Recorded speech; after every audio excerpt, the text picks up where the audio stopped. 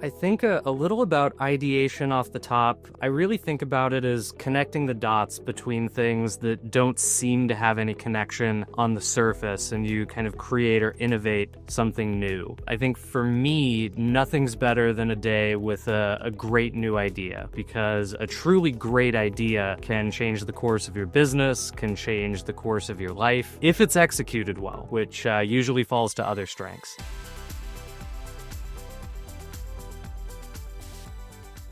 Hello and welcome back to Coach. Today, we are talking about the strength of ideation. My two coaches in the house today bring a wealth of experience and knowledge with strengths, and we're going to get to hear from both of them. Mike, I'm going to start with you. Can you tell the listeners, who you are, where you're from, and your top five? Hi, I'm Maika Leibbrandt. Happy to be here, Brandon. And my top five are strategic, positivity, woo, communication, and ideation.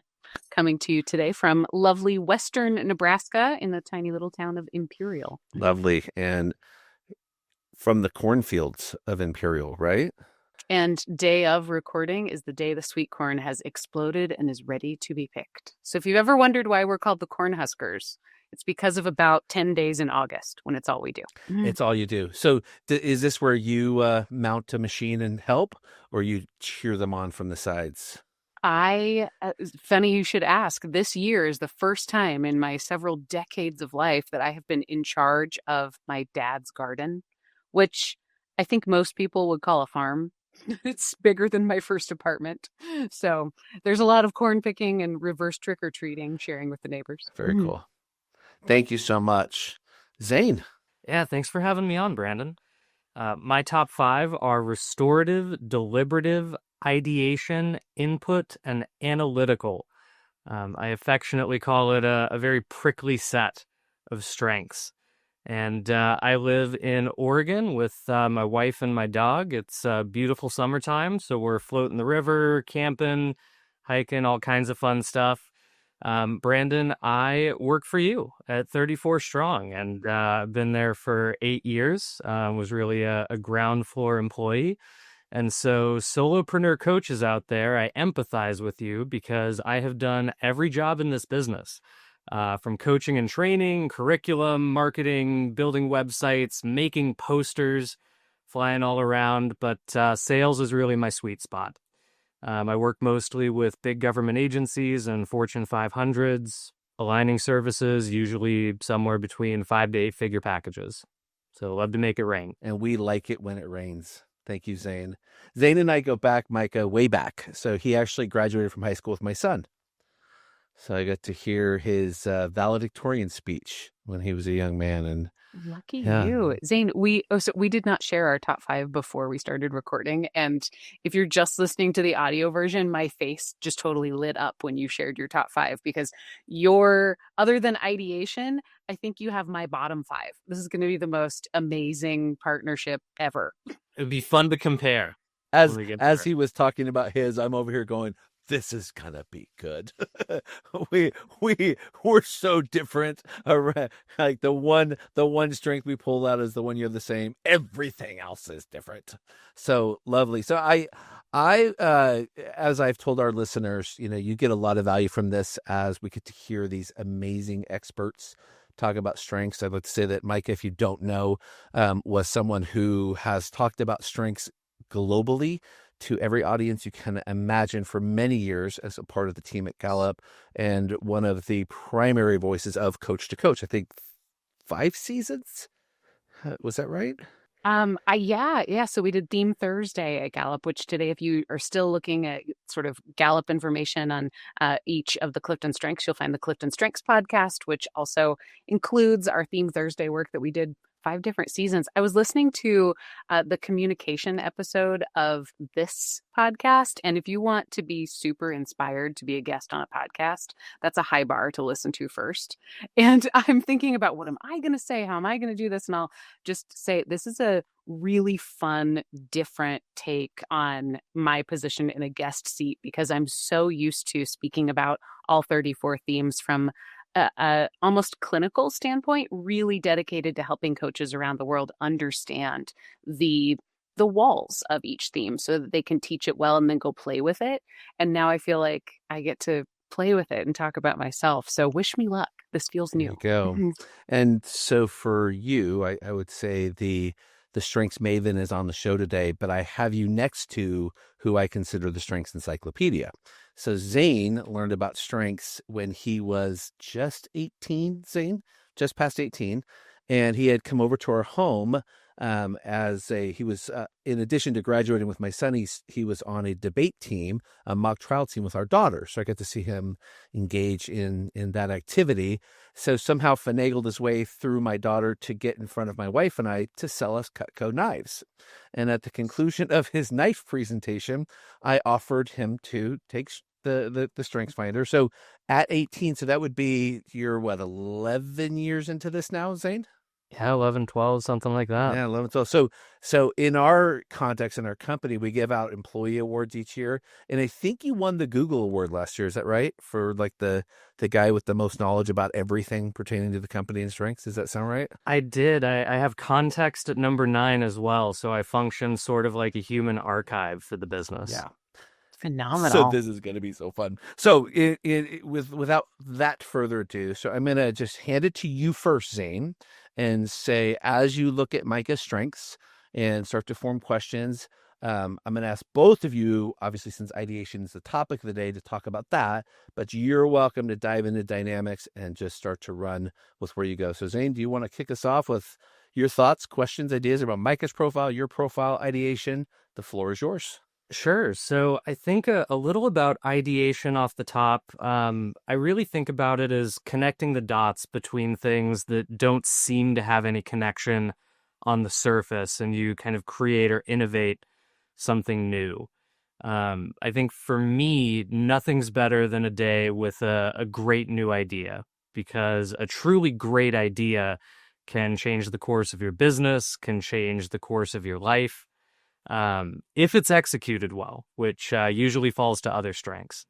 But Mike, I'm curious, do you get that level of excited when something clicks and you feel that moment that you have an aha? I do. And as I'm listening to you, I'm also hearing the differences here. So I would say I mean, right around my ideation is strategic, and I've always struggled to decouple those. I can for other people, but for myself, it feels like they both share that theme awareness, sort of seeing a cluster of ideas and being able to put them into a theme or a family group or a trend. And so I'm definitely vibing on that piece of seeing something below the surface, having a connection that maybe at the surface doesn't look like it does. The difference I would say I experience is I have never had a idea. And I definitely don't have focus. I don't have analytical like you do. I don't have deliberative. I always have ideas in the hundreds at a time. So for me, ideation feels a lot more like a spark and a dance than a deep dive. Interesting. So what do you do with all those ideas? You've got hundreds coming at you every moment of every day. How do you process that? How do you turn that into something, workable, manageable, communicable to others? First, I would question whether I need to. This might be, I don't lead with executing strengths. My only executing theme is belief, which is sort of like a good pair of blue jeans. Like it's going to go with whatever's around it. So I can ideate just for the fun of it, just for the thinking of it. When I do, then I go backwards. So I would say I don't follow ideation toward execution. I respond to a need to execute with ideation. So in my coaching, I do a lot of one-on-one coaching, especially with executives.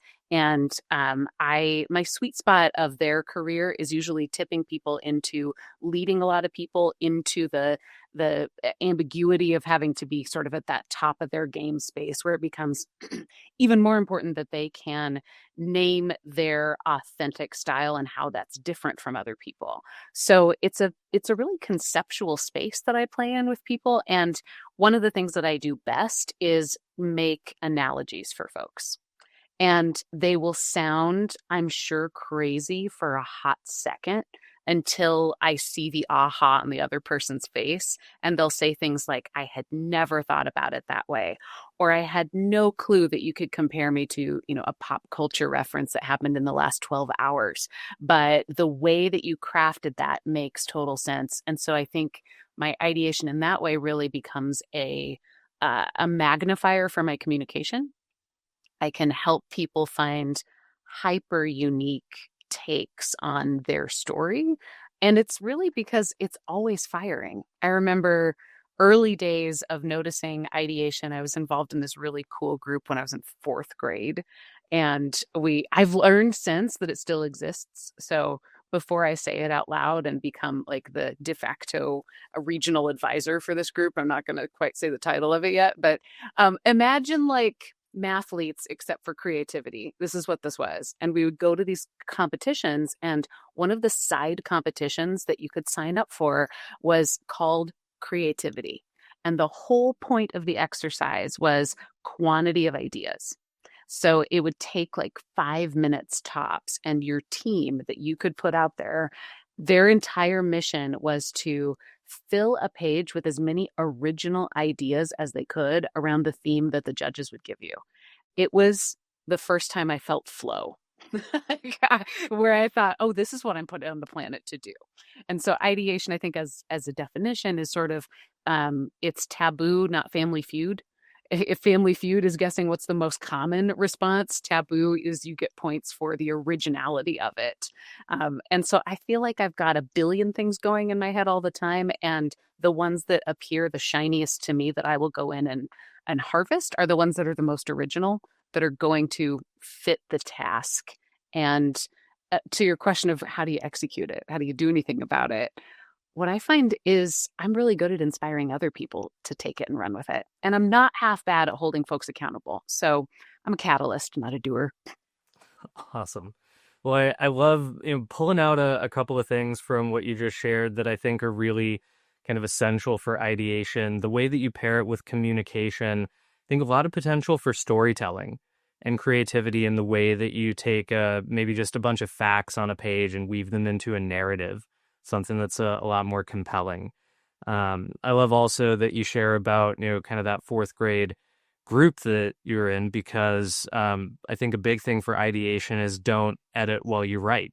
Brainstorm really big. Let the list get as big as possible before you start to trim down, because the magic really happens when you yes and, right? When you get into that state of flow and you're not trying to kind of curtail that before you really give it its space to breathe. Thank you for playing that back. That's super helpful. So Zane, I want to know about yours. Do you want me to flip the script here, or do you have more to follow up with? Well, I was curious, just for more of how it shows up in your personal life, because I know for a lot of the folks that I've coached with ideation, it is a really creative strength. They tend to have creative endeavors in their personal life. Maybe they like to write or dance, or they have some type of outlet. So I'm curious if that's true for you. Yeah, thank you. There's certainly an element of, I think, art and artistry in that's always been true in my life. I grew up in a family of educators and performers, and for fun we used to make up plays and perform them to each other. And I appreciate and can see the value really, really quickly in art that pushes boundaries. So I think where without ideation, I may not have as much acceptance or courage around art that challenges. But I mean, and I'm not talking like, it doesn't even have to be super controversial. It could be, what did this 4-year-old just draw, and how am I supposed to make something out of it? I feel like I never really meet a hurdle in seeing the ideas come to life through creative endeavors. And that also in my personal life, I would say ideation plus positivity are my access to courage. I have done so many things in my life where they didn't seem like a big leap to me, but others have said, whoa, that was so risky, or, oh my gosh, you're so brave. And it never felt like I had to amp myself up for these endeavors, because really I could already see the connection of how it made sense. That's that connection piece of ideation. I also know that there is nothing that I can't come up with a new idea for. My dad, who was a fighter pilot, I remember asking him in college, "Hey, what's one thing that you hope I really got from you and know from you?" And he said something to the effect of, "The only bad decision is no decision." And if you think about that in like fighter pilot sense, you have a split second to make your decisions all the time. And if you don't make a decision, that is in itself a decision and not one that moves you forward, and certainly not one that helps you dance with what you're doing. And I feel that way a lot through ideation. I'm really not afraid to move forward because I know that I can pave the way out in front of me with something creative. I feel like I'm never at a loss for the way to move ahead. What if the people you coach could navigate their total health and performance with the same ease as using Google Maps? Our friends at Wellbeing at Work help organizations turn fragmented programs and frustrated employees into thriving, high-performing teams. Wellbeing at Work acts as a GPS to enable total health and peak performance, pinpointing where your people are now, where they want to go, and the best path to get there. With Wellbeing at Work, coaches become credentialed navigators with personalized insights, proven tools, and human-centered support. If you're a coach committed to performance and care, Wellbeing at Work is your path forward. Navigating at scale from burnout to breakthrough is now possible. Visit podcast.34strong.com to find a better way forward to empower a healthier, more energized workforce. Again, that's podcast.34strong.com, Wellbeing at Work. If I could make an attempt to distill some of that brilliance down to Please distill a single idea, I think, describing ideation as having both the curiosity and the courage to challenge the status quo. Absolutely. I think it's also I don't have a need to trust a status quo. So it's not necessarily that I'm, starting a revolution. It's that I can instantly see the pieces of a culture or a story or a leader's behavior that have made up something that we would call the status quo. And I can see how we can just sort of play with each of those or make them something different. So again, it might look like I'm a revolutionary, but really all I'm doing is a little bit of artistry here and there with things that I never thought needed to be solid in the first place. Sure. And, how we've always done it is just a line that maybe should be walked over. Let's talk about it. Maybe it's just a fact. Like, oh, we've always done it that way. That's interesting. Tell me why. It does not, how we've always done it to me doesn't sound like the end of the game. It just sounds like part of the story.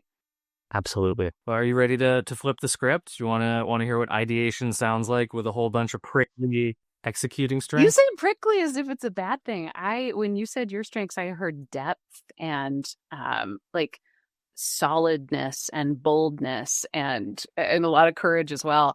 But I got to tell you, this was pretty fun. I might need to like take my breath and get my grounding here because I haven't had somebody ask me about my own strengths that way in a long time. So thank you. And what an example of how somebody with prickly, in air quotes, strengths can create this sort of space for anybody to have that self-discovery. Thank you. You're welcome. Ideation in action. Well, I appreciate your description of my strengths as having depth. I think that each of them individually is not afraid to challenge. I also have command at number 6. So I think all of that adds up to being comfortable with challenging the status quo, but also, for those who've listened to the other episodes of Coach to Coach for strengths like deliberative recently, restorative, analytical, there is a sort of filter that those strengths need to be communicated through in order to be effective, in order to land well with others, and to hear the positive intent behind those strengths versus just the kind of surface level criticism, right? And I think that really excited to kind of have this juxtaposition between the two of us, Maika, because my strengths, my ideation does not lead very conceptual. It leads more analytical.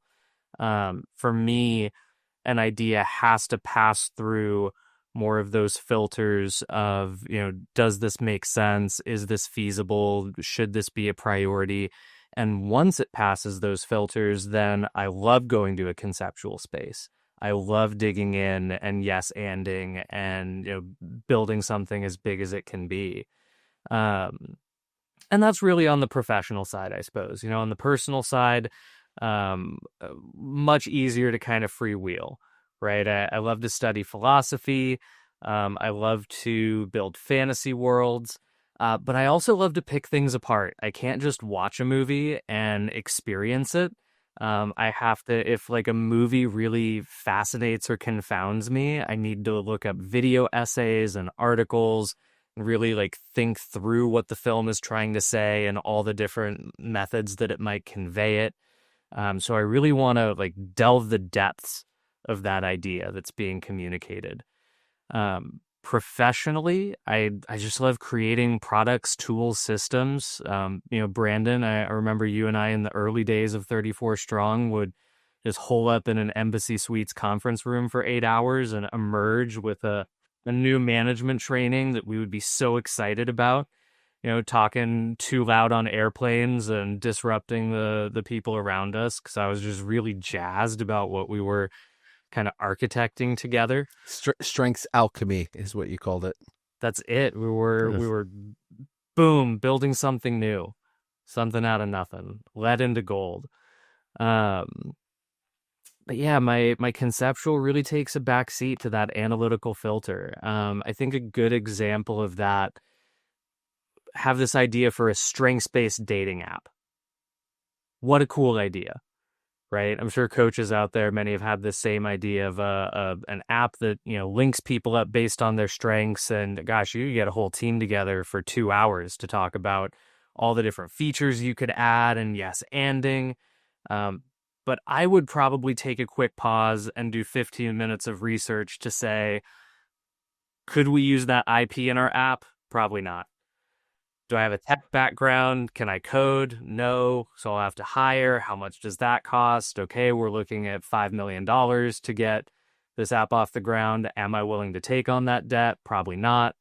So I'll trade the 2 hours of cool conceptual time for 15 minutes of feasibility analysis before I really go there. And I would consider that for me to be resource management. Others would say, well, gosh, well, a wet blanket. And I think that's fair if not communicated the right way. How much enjoyment do you have in that research part? What's interesting? Like, not a ton. I really like the conceptual. I would love to get there. Just my other strengths won't allow me to until I go through those gateways of, does it make sense to spend time on this? Which I think you kind of shared in your own way, that you have hundreds of ideas and maybe not all of them need to be moved forward with. How do you feel about executing or researching other people's ideas compared to ideas that you've generated on your own? Great question. I think there is more of an interest there because I'm delving into something that I haven't already thought through. So I get the chance to discover something new, whereas if I'm kind of fact checking my own ideas, I'm just more going through the process of something that has already been an internal process. Something that I would, think about for both my ideas and for others, when sharing ideas, you really want to set the context, right? You want to let people know, are you verbal processing, right? Like, do we need to even do this research, or are we just chatting? Like, are we making decisions, or are we freewheeling? B, like, am I coming to you with a more refined idea, something that I've really thought about and want you to give serious consideration to? Or C, if you're in a role of authority, we're doing this. Like, I've already decided that we're moving forward and need you to be on board, and here's what we need in order to make this work. And so I think that, within 34 Strong, working with my colleagues, as we move from brainstorming to research, we have some of these conversations. Are we just verbal processing? Are we ideating in this moment? are we ready to take this to a research phase? Is this a serious and refined idea that we're really considering implementing? Or does it not even matter to do the research because we've already made the decision to move forward on something? Yeah, the image that comes to mind for me is a really high-tech, state-of-the-art research and innovation center. And I mean, that is what organizations put tons of resources into, right? But it's not just blank canvas and a ton of paint and fingers. It is um, great care for how you are elevating the role of innovation. And I I almost, when you said you would love to follow that ideation a little bit more, but your other strengths can't let you, I almost wonder if we can tweak that a little bit, because it sounds almost like these other strengths are holding ideation in a cage, when I think really maybe these other strengths lead, but ideation keeps them young and lovely and open. Have you ever um have you ever seen your ideation show up in service of your other strengths? Yeah, it's a great question. So I saw your face when I mentioned that, I would love to play an ideation. It's because somebody taught me once, like, when someone uses the word love, you got to stop and really zoom in. Well, no, I think it's a great question as a coach. Oh, Brandon, you wanted to... No, I wanted to say I noticed it too. I thought that was great. I was like, "Ooh, there's a moment." So I do always think that my ideation is in service of my other strengths, actually. And I think they have a really nice play together. If you're familiar with Entrepreneurial Operating System, EOS, it's like kind of filling that visionary with my ideation and integrator with my executing strengths, kind of move seamlessly between them. Um, but for me, I think it's really just more about resource allocation and prioritization. So I don't personally view it as, I'm my creativity is being caged by these other strengths.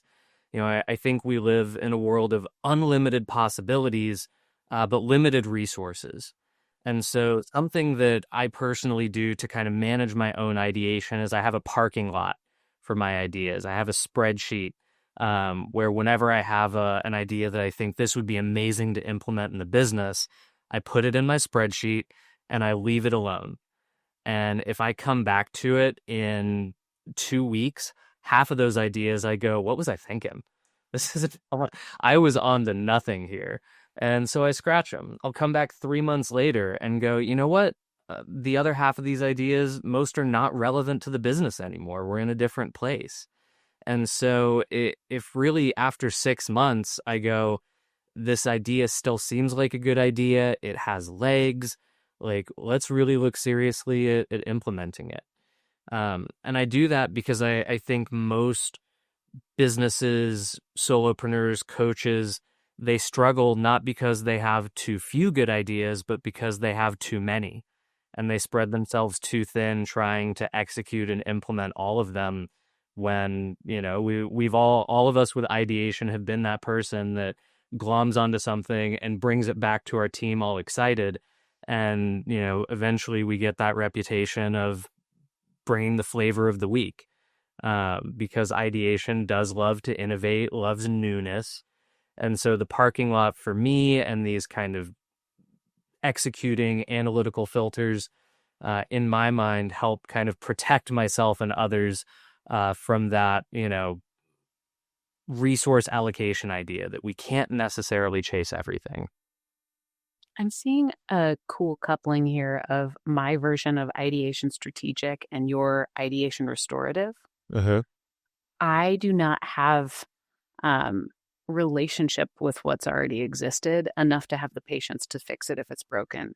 What I'm hearing in you is, hey, before you jump in, if you can figure out what the moving pieces are that are already working, then you don't have to scrap things from the very beginning.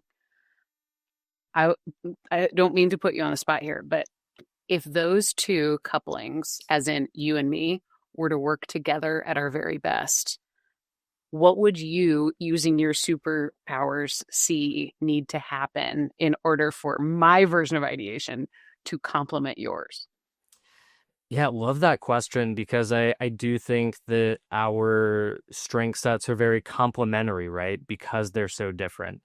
And I mentioned a moment ago that within myself, I find a way to play, that visionary and integrator role. But I imagine if we were collaborating, I would really trust you to lead that visionary side because it sounds like that's where you excel.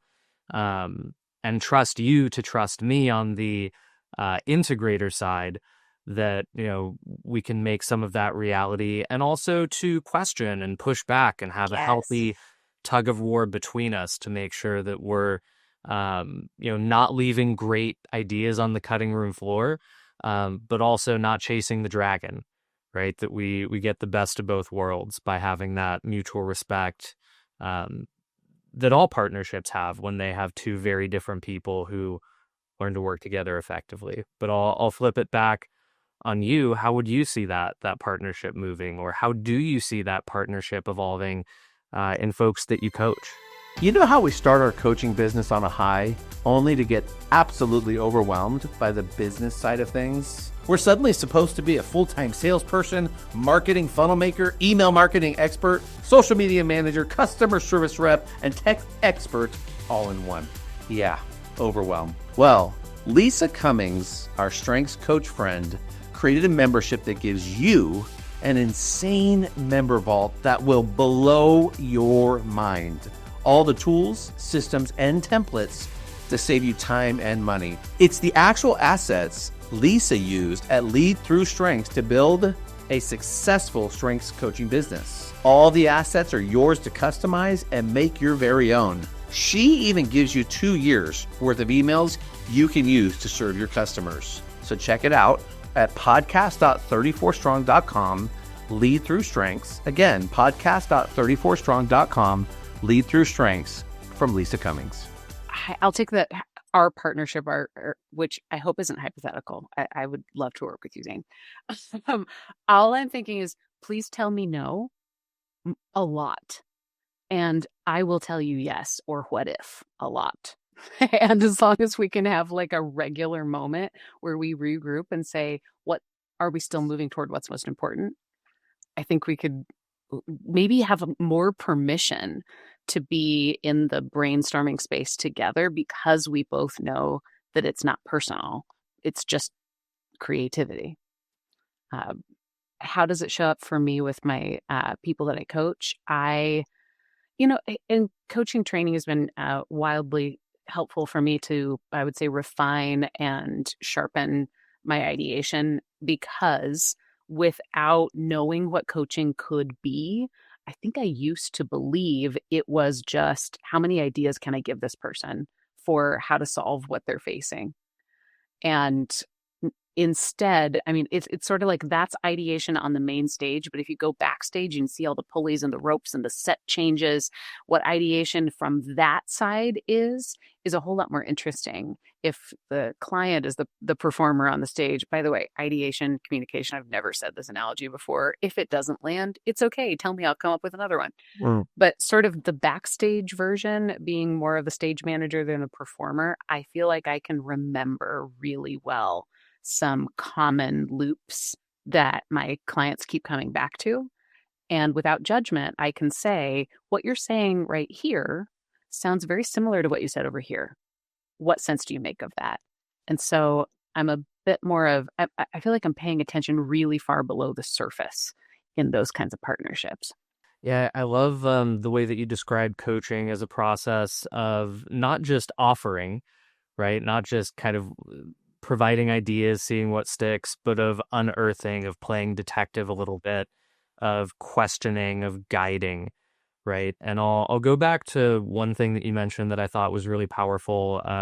If we were collaborating together, that ideas are not necessarily personal, right? That we can get to a place where we are discussing things and, giving each other adequate space in our respective modes.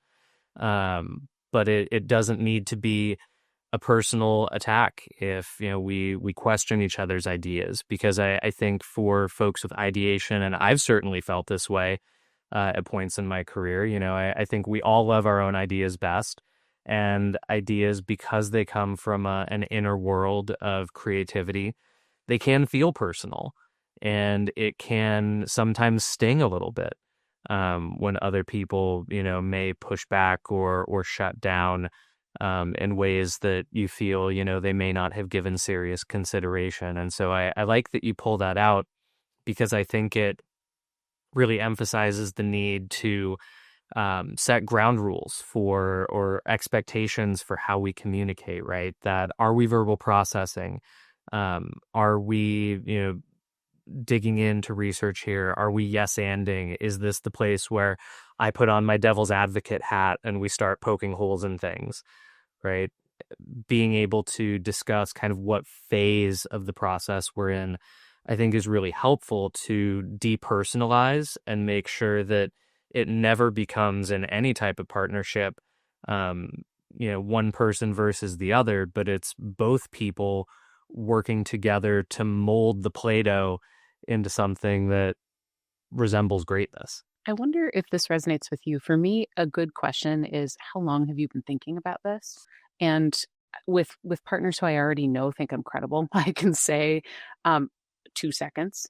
And that is, and then I'll also do the work for them of saying, so please don't feel like I'm married to this. But you've got a lot more attention in your strengths that might sound like Adderall version.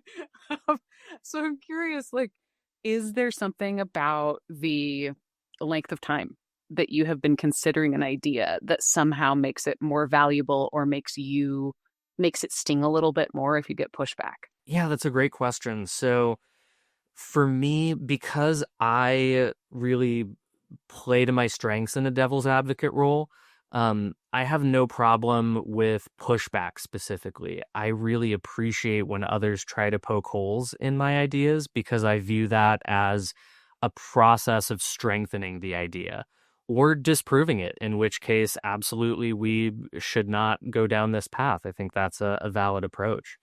I think for me, length of how long I've been thinking about an idea plays more into my need to feel heard about something.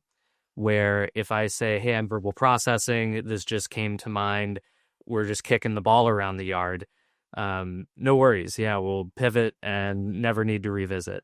But if I've been thinking about something for weeks and putting together, a lot of details and research, and I come and share that, if something in that interaction causes me to feel dismissed or not seriously considered, that tends to feel more challenging, because it's something that I have brought to the table specifically because I feel confident about it to some degree. And if you can poke holes and shoot that down for valid reasons, I'm all for it.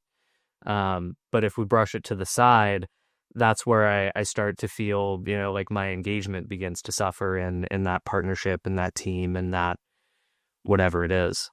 So you'd rather have it be something you engage with. The worst could be something that sits on the side and just gets ignored. Absolutely. And I will endeavor, again, to, when I'm bringing something to a person or a team, I'll say, hey, I'm just spitballing. Or, hey, I've been thinking about this for a while. I'd like us to really give this serious consideration, please. And I think just making those requests of people that you work with can really help to guide the conversation. I know that, it also can take on a kind of different tone with influencing themes, right? Brandon, you don't have high ideation, but you do have strategic arranger, activator, right? Love to run with something new. And in our working relationship, I know there were times where you would be verbal processing and I would hear you say, go take action on this. And so I would come back to you with something and you would say, we were just talking.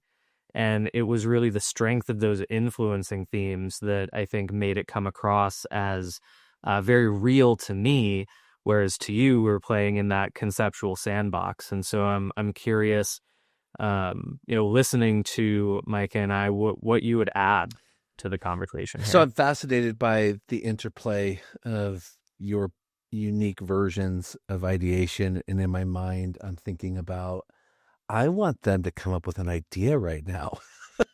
and actually use real time, what are things that you both are percolating? Because Zane, having spent the years with you that I have, what I know for certain is you're never lacking for a great idea. You're never lacking for some response to some creative solution. And Micah, his point relative to some of that filtering, I think some of that he's learned over time. I think because I remember seasons where it was more out there, and then it was, all right, now let me use these other strengths or grow it. So I was fascinated, Zane, hearing how that has come around. And Micah, for your version, where I love this quote, ideation positivity, or it's the access to courage. And I thought, okay, so that willingness to bring ideas forward and be settled on the fact that it may not work, and that's okay. And I'm comfortable with it failing, because what I've watched with ideation, as I hear you both, is it's incredibly resilient. It's going to come back for more. It's not going to just go, oh, that's it. No more ideas here. Shop closed. Like, I've not met that version of ideation. And I'm curious for both of you, as you engage in this strength, whether you're aware and present to it or it's just flowing, that how do you come back from setbacks? What's your way back? And I think for our listeners hearing this, how you come back. And then part B of that question is, then when it's successful and when it's moving, are you inclined to set it, forget it, keep it moving, or move on to the next idea? Because sometimes with ideation, the thought is you lit the fire and you move on to the next one and you got to go in. And just a little curiosity around from both of you, how you juxtapose those coming back from setbacks. And then once it's flowing and thriving and growing, are you putting wood or are you moving on to the next? You get bored with it once it's out there and it's going. Zane, you look like you have examples. Yeah, I'll jump in. I think in terms of resilience, sometimes if you're trying to solve a thorny problem, again, you're hearing my restorative there, love to solve problems. The first idea may not be the best, right? And if that won't work for some reason, okay, well, that doesn't mean the problem's unsolvable. We'll just go back to the drawing board and see what works. And so I think, in a sales context, right, I'm responsible for making it rain, and there are unlimited ways to do that. So you might think, okay, are we going to try warm outreach, cold outreach? Are we going to try referral program, affiliates, paid ads, content posting? Lots of different ways to go about it, even within those, right? You might decide to launch a cold outreach campaign, and then, okay, are we doing email, text, phone? Are we doing LinkedIn outreach? Are we doing what are the different components? What do we try? What do we get data back from? Here in my analytical there, what can we test and then see what's working and really double down on the places where we're experiencing strength. And if we hit a complete wall, okay, we pivot. We find some other angle to get to the goal. Because ultimately we need to get the outcome, and there's lots of different ways to go about it. To the second part of your question, Brandon, do I like to keep on? Do I like to set it and forget it? Like many ideations, I can get bored easily. I am more fascinated by the novel. And so for me, the very highest value type of work is developing some type of tool or system that can then be leveraged by other team members with more just dominant executing strengths. And those things will continue to bring value long after I've stepped away from the project and moved on to something else that I can build and set and forget and hand off. So that would be kind of my thoughts. Well, what do you think, Zane, Maika? how did you figure that out? Is that trial and error? Yeah, trial and error. I mean, as I said, I've done just about every job in the coaching business. So a lot of what I've done at 34 Strong is be a pioneer, right? I ran our marketing team for 2 years before we brought on other personnel, and I was moved over to be the manager of L&D and led our consulting team for 18 months before we brought in a director to do that. And that's really kind of the story, is being able to experience all these new areas of the business, set up systems, and then it would bring in experts who could far outshine what I was capable of. But they didn't have to come and start from scratch. They had a system, they had tools, they had data, they had something to build from. And so I think that was sort of a happy accident of coming into the business when I did, and being in that entrepreneurial mindset of being scrappy and having to jump in, not with the ideal resources you would wish for, but with the resources you have, and making corn while the sun shines. You said early on that you knew sales was like home. Um, how does sales give you that access to creativity so it doesn't feel like the same thing over and over? Love that question, because I think I'm a big fan of following a sales process so that you're not freewheeling it every time. But every sale is a dance, right? If you listen to the prospect, they will tell you exactly where they're at and exactly what their needs are and exactly what they would need in order to say yes. And, really grateful to be at a point in the business now where we don't need to turn every single call into a yes. I tell my prospects at the beginning of every call, I want to make sure that we get the best outcome for you. If it turns out that that is working with 34 Strong and I really feel that we could support you, I will explain to you exactly why and how. If we get to a point today where I feel that we are not the best partner or approach for you, then we have a huge Rolodex of partners, and I would be more than happy to hand you off to someone who can take care of you if they're going to be a better fit. And so for me, I think having that openness and that willingness to listen and meet people where they're at without just doggedly following a sales goal, I think makes every interaction unique and authentic. Brandon, can I hire him? Zane, I love hearing the authenticity with which you can describe process and individualized presence. And I think it is that your non-ideation strengths give such stability and such a trust in a process. But that ideation adds wait a second, I can build the process myself. And it can be this intact experience that other people can learn. That's high level talent. Mm-hmm. I appreciate it. Feel you've filled my bucket today. And I think you're also hearing my individualization coming through at number 10. It's my one blue that I've got hanging on in my top 10. But I think it does play, both when I'm working with others and when I'm thinking about designing systems and processes, not just for myself, but for others to use, that there can be an effective handoff. It might be your one blue, meaning relationship building. But I think a lot of your strengths feel like loyalty. They feel like integrity. They feel like you're safe with me. So to other people, it feels like relationship building, even if it doesn't grow from that seed on your end. Well, I can tell you're a master coach because you've picked out my number one value, which is loyalty. Ooh. Yeah. As Brandon well knows. Absolutely. As we are rounding down the time, Mike, I want to hand it over to you to any other parting thoughts on what we've covered today, and not only what you do, but where people can find you, what you're up to, what can they be signing up for, where they can go, if you wouldn't mind sharing. And I'm sure our listeners would love to connect with you in other places. Thank you. My parting thoughts are, wow, this is phenomenal. Thank you for creating a space that's takes strength so seriously and so quickly to application. And Zane, you're a fantastic coach. I feel humbled and inspired to get to be the source of your brain energy today.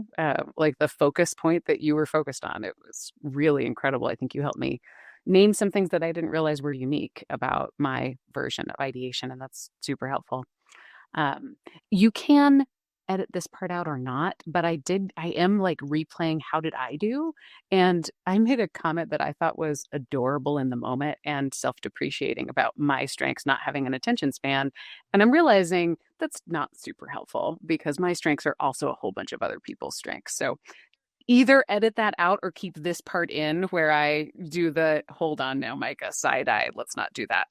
I think sometimes we are our own worst enemies in not appreciating the full value of our strengths. And Zane, you have helped me turn that back toward myself and really appreciate it. So leave it in. Where can you find me? I run a boutique consulting business, and I love the opportunity to really partner with people who are ready to go all in on the relationships within their organizations. What I'm most excited about recently is programming that creates community within organizations. So not just to show up and then get out experience, but really building longitudinal cohort-based learning for leaders. And you can always reach out to me and my team at hellomaika, MAIKA.com. Maika, for my part, really loved our conversation today. I, again, sit in the sales seat most of my time now, don't get to do a ton of coaching or being coached. And it was such a treat and really helped me remember how much I love that part of the business of getting to take a deep dive into strengths and explore, kind of, delve the depths of who we are and how we operate. And so it was a real treat. To get to see how both of our ideations play in very different spaces. So I had a great time. And folks out there, if you're a solopreneur, a coach, someone trying to make a living with strengths or another coaching approach, I've spent a lot of time in the sales seat. I know that many of you may be great at service and challenged a little bit on the sales side. Feel free to reach out to me on LinkedIn. Zane Grace. I'm the only one of me that works at 34 Strong. If you have any questions on building up the sales side of your business, I'd be more than happy to donate some time to help you out because I have a great appreciation and respect for what you do. And if there's any way that I can be of service to you, I'd be happy to do so. Thank you both so much for coming on the show today. This has easily been the fewest words I've said on a podcast. So it was amazing to hear from both of you. Talking so eloquently and covering the topic thoroughly. You both did outstanding. To our listeners, if you found great value from this episode, which if you've made it this far, I'm sure you have, please do share this with someone that either has the strength of ideation or could be introduced to strengths. What you heard today is a masterclass on how to coach through a strength and the dynamics of how they interplay with others and how bringing light to the strength of the strength and the power that it gives to the individual you're sharing with. You saw that with both Zane and Maika as they made their way through this topic. A huge thank you for ideation and the week that we spent thinking about that. So we encourage you to build on that. Look for the resources that our sponsors have for you. And with that, thank you again. And we'll see you next time on Coach to Coach. That's a wrap on this episode of Coach to Coach. If you've enjoyed today's conversation, be sure to subscribe so you never miss an episode. And if you're a strengths coach looking to dive deeper, join the Coach Strong community. It's where coaches like you come together to share insights, support one another, and discover partnership opportunities. Be part of the conversations that are elevating our industry. Email community@34strong.com to join today. Thanks for tuning in, and we'll see you next week on Coach to Coach. Stay strong.